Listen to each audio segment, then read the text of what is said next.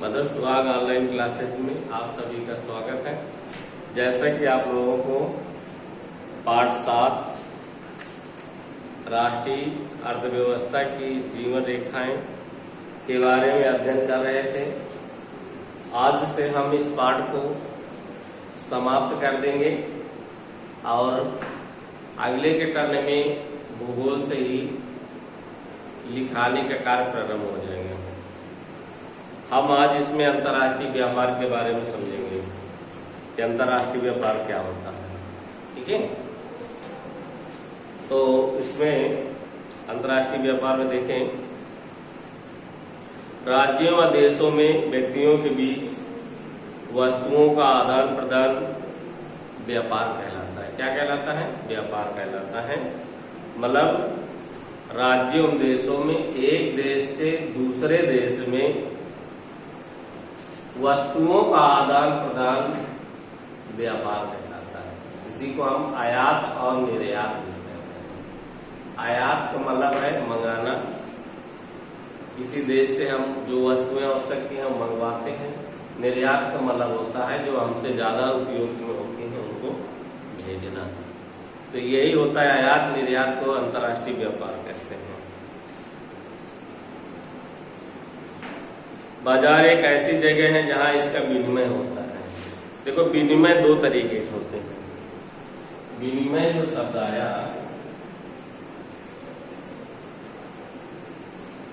विनिमय दो प्रकार के होते हैं। एक होता है वस्तु विनिमय और दूसरा होता है क्रय विक्रय विनिमय।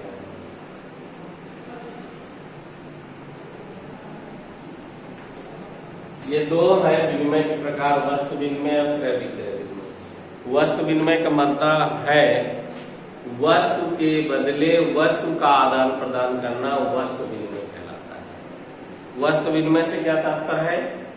एक वस्तु के बदले दूसरी वस्तु को प्राप्त करना वस्तु विनिमय कहलाता है। इनमें भी दो लोगों का होना अनिवार्य है। ठीक है, अगर दोनों पक्षों को आवश्यकता होगी तभी तो आदान प्रदान होगा। तो इसीलिए कहा जाता है वस्तु विनिमय में। एक उदाहरण जैसे ले लीजिए, सब्जी वाला आया हमारे क्षेत्र में सब्जी बेचने, हमें सब्जी की आवश्यकता है, हमने सब्जी ले ली और उस सब्जी वाले को अनाज की आवश्यकता है, गेहूं चावल अदरवाइज जो भी हमारे पास वस्तु है, उसके बदले वो गेहूं चावल ले लेता है।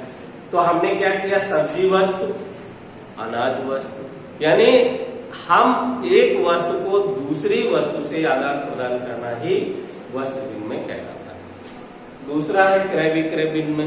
क्रय विक्रय का मतलब होता है कि कोई वस्तु खरीद के लाई जाए और उसको अधिक दाम या कम दाम में बेच दिया जाए। यानी व्यापार में क्या होता है? Profit and loss. व्यापार में प्रॉफिट एंड लॉस, लाभ हानि जुड़वा होती है। कभी व्यापार में लाभ भी होता है तो कभी हानि भी होती है। इसीलिए कहा जाता है कि जैसे कोई वस्तु हम खरीद के लाए, मान लीजिए अगर हम 10 रुपए की कोई वस्तु खरीदते हैं, उसे 11 रुपए में बेचते हैं तो हमें 1 रुपए का प्रॉफिट हो गया। अगर हम उसी वस्तु को 10 रुपए के खरीद के लाए 9 रुपए को बेचते हैं तो लॉस हो जाता है। ठीक है, तो व्यापार में दोनों चीजों आवश्यक होती हैं। अब क्रय विक्रय का मतलब होता है एक वस्तु को हम खरीद करके और उसको हम बेच देते हैं, तो उसे क्रय और विक्रय। क्रय मीन्स खरीदना और विक्रय मीन्स बेच देना। जैसे उदाहरण इसका भी ले लीजिए, हम जाते हैं स्टेशनरी की दुकान, हमें पेन की आवश्यकता होती है तो हम दुकानदार को पैसे देते हैं और उसके बदले वो हमको पेन देता है। यानी मुद्रा के बदले जो भी वस्तुओं को हम खरीदते या बेचते हैं उसे हम क्रय विक्रय के नाम से जानते हैं। क्लियर? इसी में आगे हम देखेंगे, यद्यपि स्थानीय व्यापार शहरों कस्बों व गांवों में होता है, राज्य स्तरीय व्यापार 2 राज्यों के मध्य होता है और देश के अंतर्राष्ट्रीय व्यापार 2 देशों के 2 या 2 से अधिक देशों के मध्य होता है। तो ये व्यापार को, व्यापार के कितने तरीके बताएं? इस लोकल मार्केट का मतलब स्थानीय बाजार, और अगली होती है जिला स्तरीय बाजार, अगला होता है प्रांतीय बाजार, फिर होता है राष्ट्रीय बाजार और फिर होता है अंतर्राष्ट्रीय बाजार। यानी कितने प्रकार हो गए? स्थानीय बाजार, लोकल मार्केट जिसको कहते हैं, जिला स्तरीय बाजार, प्रांतीय बाजार, राष्ट्रीय बाजार, अंतर्राष्ट्रीय बाजार। इतने बाजार के प्रकार होते हैं। ठीक है, तो यहाँ कौन सी बाजार की बात कर रहे हैं? अंतर्राष्ट्रीय बाजार। मतलब एक देश से, एक या एक से अधिक देशों से हम जो व्यापार करते हैं उसे अंतर्राष्ट्रीय व्यापार के नाम से जाना जाता है। विश्व के सभी भौगोलिक प्रदेशों में सभी व्यापारिक खंडों के साथ भारत के व्यापारिक संबंध हैं। पिछले कुछ वर्षों से वर्ष 2010-11 तक निर्यात वृद्धि वाली वस्तुएं थी। कृषि वर्षों से संबंधित उत्पाद वृद्धि 9.9% वस्तुएं थी। कृषि वर्षों से संबंधित उत्पाद खनिज, अयस्क, जवाहरात तथा पेट्रोलियम उत्पाद आदि। भारत में आयातित वस्तुओं में पेट्रोलियम तथा पेट्रोलियम उत्पाद, मोती व बहुमूल्य रत्न, कोयला, कोक तथा कोयले का गोला, मशीनरी शामिल थे।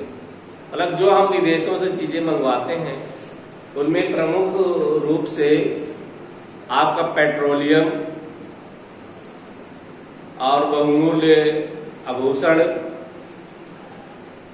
मशीनरी, ये प्रमुख हैं जो कि हम विदेशों से मंगवाते हैं। अंतर्राष्ट्रीय व्यापार में पिछले 15 वर्षों में भारी बदलाव आया। वस्तुओं के आदान प्रदान की अपेक्षा सूचनाओं का ज्ञान तथा प्रौद्योगिकी का आदान प्रदान बढ़ा। भारत अंतर्राष्ट्रीय स्तर पर सॉफ्टवेयर महाशक्ति के रूप में उभरा है।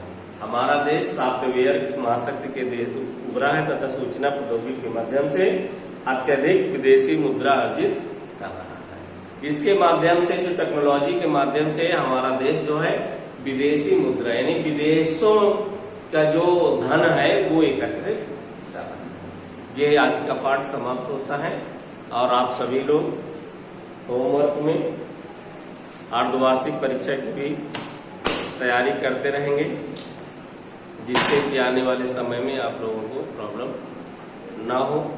और विशेष सूचना सभी बच्चों को कि आप लोगों का विद्यालय 19 अक्टूबर से खुल रहा है, जिसे सभी बच्चों को